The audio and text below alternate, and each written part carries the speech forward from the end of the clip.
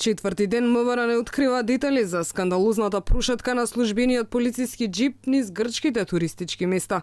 Во последното штуро соопштение од МВР се нагласува дека по извршените проверки е констатирано дека возилото било управувано од полициски службеник со соодветен службен налог, дека во истиот ден влегло и се вратило од Грција и дека не е точно оти било управувано од член на семејството на директорот на Бирото за јавна безбедност.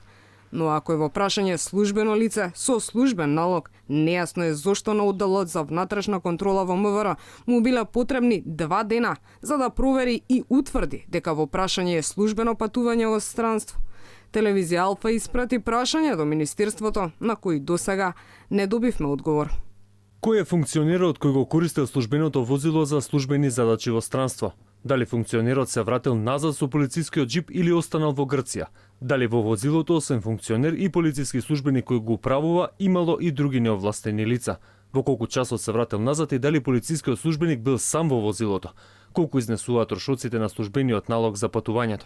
Алфа и денеска упати дополнителни прашања, но до почетокот на вестите нема одговори. Сега возилото е во кругот на Министерството за внатрешни работи, но не е познато која организацијска единица и кој го должел джипот, односно чија одговорност е располагањето со него.